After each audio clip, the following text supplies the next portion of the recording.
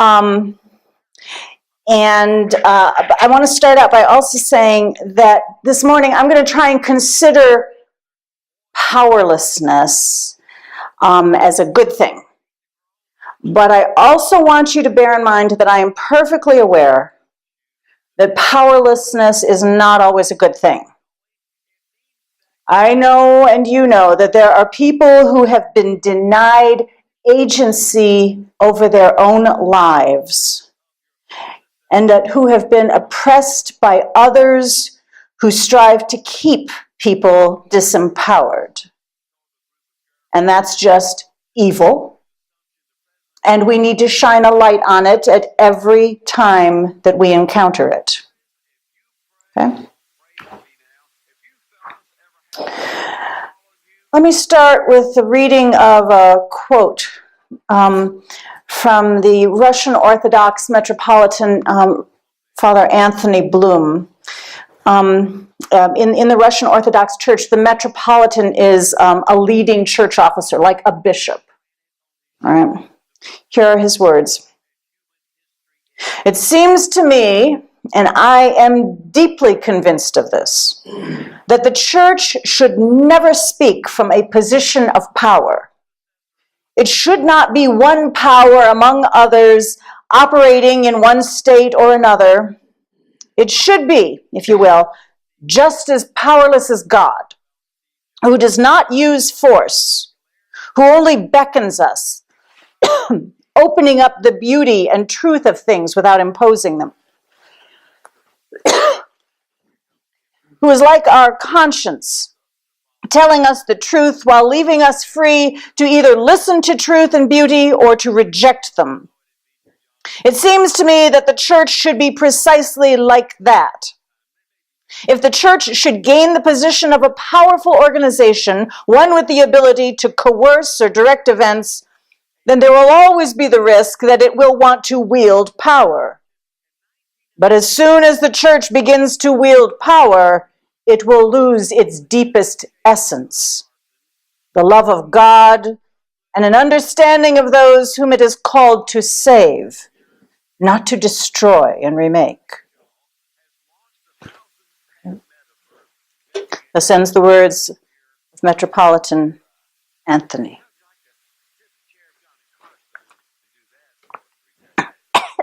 Yes, water please. Thank you.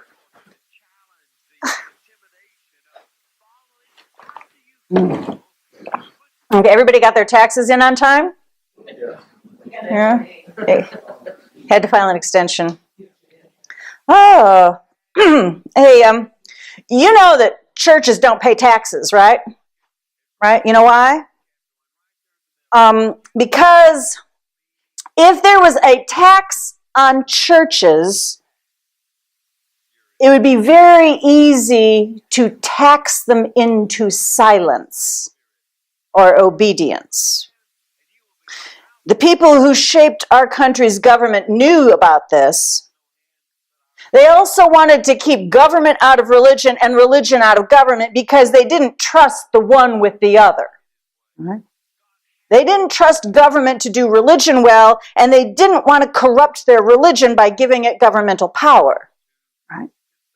These were people who had lived with state-sanctioned religion, and they were really not impressed with how either religion or governance fared when they were commingled. So that is how come our churches became untaxed in this country. Don't worry, we'll get to powerlessness in a little bit. Okay.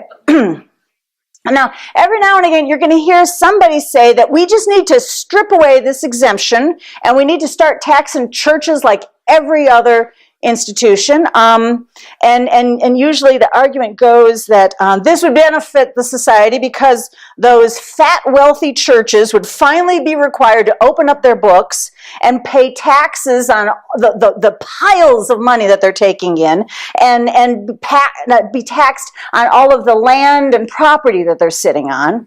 And this sounds really smart until, as long as you believe that most congregations have amassed great wealth. A few congregations, Joel Osteen, have, but most haven't. Usually the people who are making this argument have never sat in on a finance committee meeting of a small congregation. Because they would soon realize that if we, the fellowship, if we had to pay taxes on this land and this property, this building, we wouldn't have a whole lot much left to do our programming or even maintain the building much, okay? Right. However, here's what I've considered. I think it's a reasonable suggestion. Tom, maybe you can tell me otherwise. Maybe other people can tell me otherwise. My suggestion, that I think seems reasonable, is that we should require churches, faith-based institutions, to file 990 reports, just like every other nonprofit has to file with the IRS. Okay. Now, if you're not familiar with it, a 990 report, it's a file, an annual filing to the IRS. A nonprofit basically has to open up their books and show all of their receivables, all of their expenses, and the value of their property. And yes, if you've ever worked for a nonprofit, you know that this is an absolute royal pain in the butt. Carolee is nodding, yes. Because it means you have to stop whatever fantastic work you're doing as a nonprofit and then spend a week or so getting all those numbers done. But it means that anyone with the time and the interest can do the digging and find out where the money is going in a nonprofit. It strips away any secrecy, all right? And it leaves the organization vulnerable to scrutiny, which I think, Joel Osteen, would be a very interesting process. I'll let you ponder the organizations or the individuals, Joel Osteen, who would fight this suggestion tooth and nail. And I promise we're going to get to powerlessness here pretty soon. Okay, that's one history lesson, why we're not taxed. Here's another one. Let me read, I'm going to start with a quote from our Internal Revenue Service. It's poetry, pure poetry. Under the Internal Revenue Code, all Section 501c3 organizations are absolutely prohibited from directly or indirectly participating in or intervening in any political campaign on behalf of or opposition to any candidate for elective public office. Contributions to political campaign funds or public statements of position, verbal or written, made on behalf of the organization in favor of or in opposition to any candidate for public office clearly violate the prohibition against political campaign activity.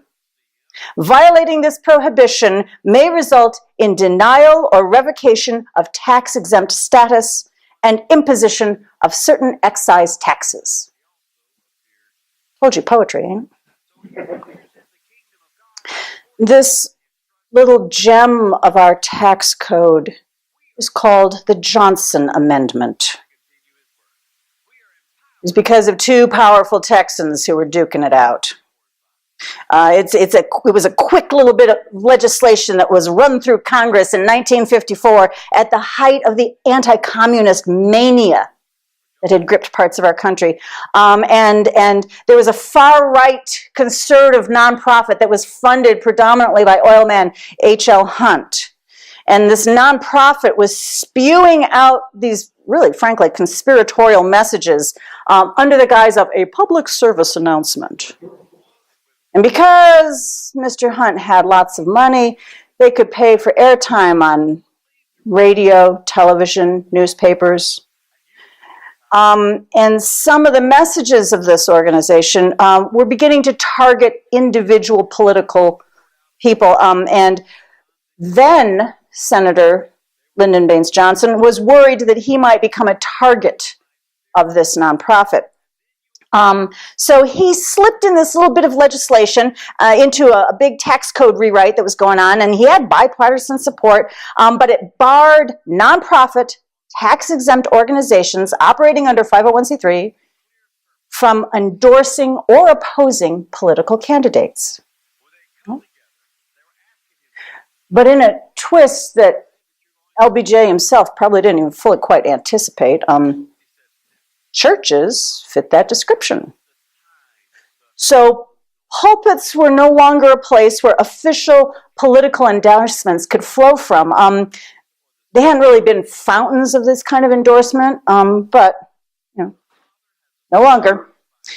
And from that point on, any tax-exempt organization making a political endorsement or offering financial support to a political campaign could endanger their financial, their nonprofit status. Okay, and that's everybody.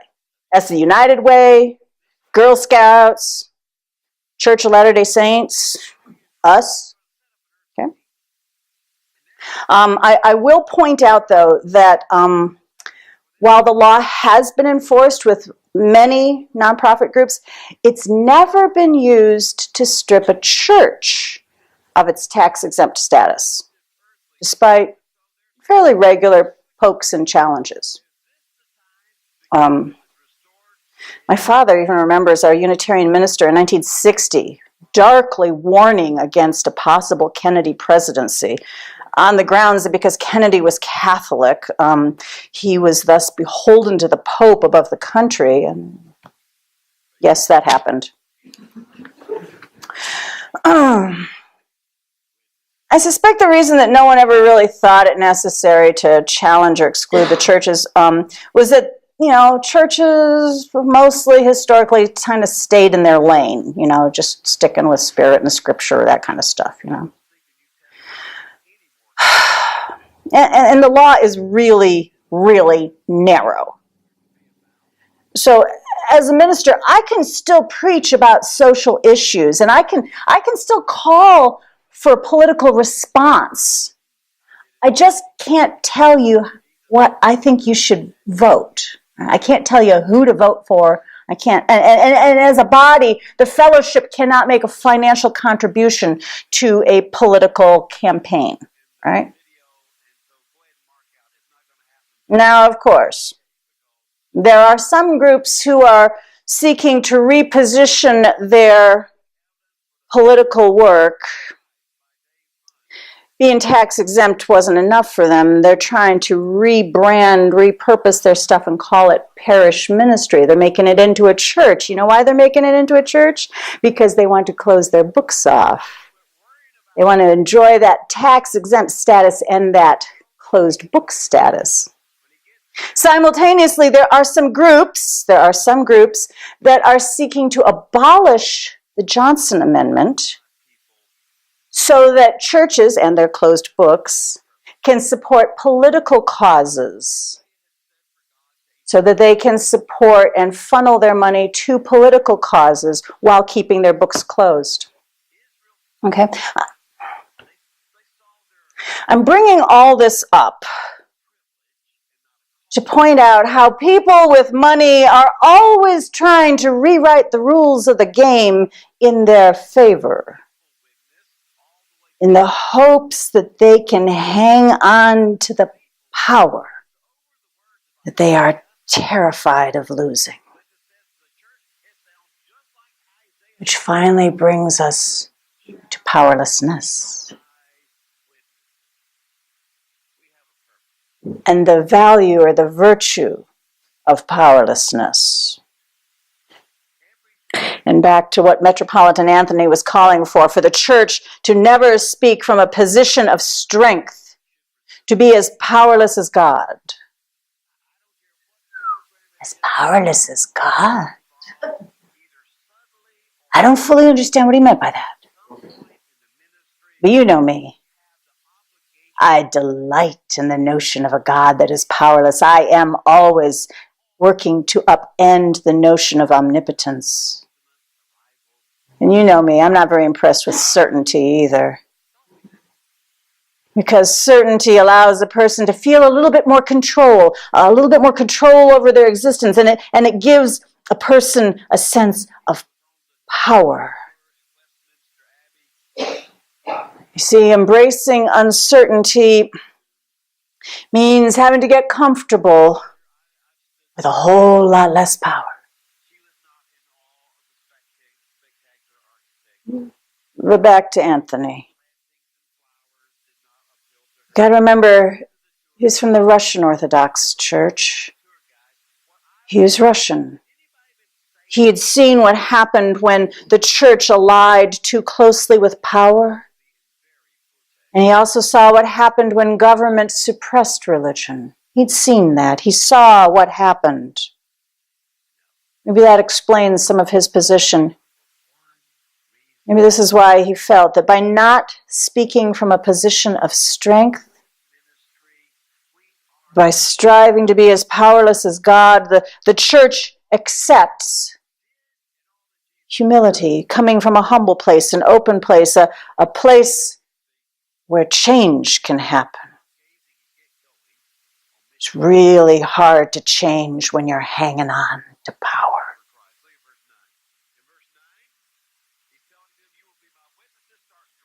We all know about abuses within religious institutions. So it should be clear to all of us that churches are like any other human endeavor where power corrupts and absolute power corrupts absolutely. It should be clear to us that when a church is determined that power, money, is its most important asset, the corruption has already eaten out any heart, any mission it might have once aspired to. Where does that put us? We're not in any danger. Well, we're always in some danger, okay? Can't be too certain.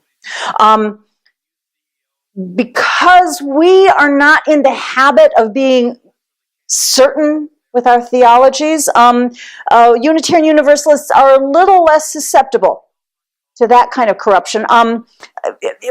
We don't maintain a theology that supports suffering after death, we don't have hell. So we can't really threaten people with hell. Boy, that takes away. We can recommend that people feel guilty about not recycling. That's up to you. That's up to the individual. I like to think that our uncertainty is one of our superpowers. Mm-hmm. Jesus was powerful. But depending on which part of Scripture you read, you might notice that he spent a whole lot of time trying to redirect, to deflect all of the power that was being placed upon him. My favorite book in the Christian Scriptures is the Book of Mark. It was one of the earliest books written, and it has this kind of breathy action hero version of Jesus. Because over and over again, Jesus does something really powerful and astonishing, and everybody's like, whoa! And he says, oh, shh, don't tell anybody. And he leaves, and they tell everybody. And he goes, and he does. Over and over. Jesus is busily trying to interrupt the whole process that is being done to try and turn him into the Messiah. And he's, because he knows that power is corrosive, corruptive. That kind of power is dangerous. That can get you killed. In the book of Mark, chapter 9, verse 33, they've just gone and done some miracles, and they're headed off elsewhere. And then they came to Capernaum, and when he was in the house, he asked them, this is Jesus talking to the disciples, what were you arguing about on the way? But they, the disciples, were silent. For on the way they had argued with one another who was the greatest. He sat down. He called the 12 and said to them, whoever wants to be first must be last of all and servant of all.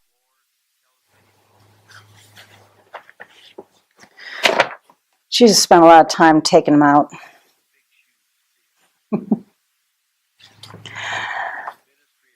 So perhaps this is what Metropolitan Anthony was pointing us towards. To be great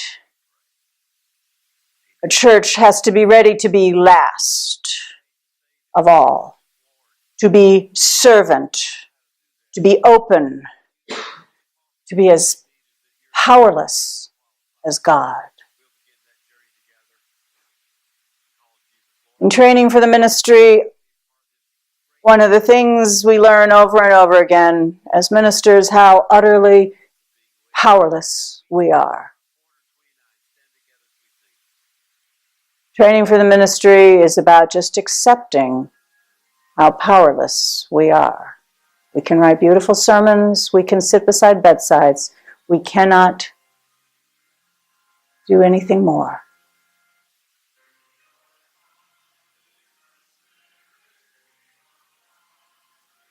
If we are to measure greatness, not in terms of strength or wealth, the ability to coerce or manipulate or smash, if we measure greatness instead in terms of change, growth, connection, understanding, compassion, perhaps then we will have a church that we can gently surrender to, a place where beauty and truth are revealed, a place where we can love beyond belief and fan that spark of the divine in all we encounter. Wouldn't that be cool? May it be so.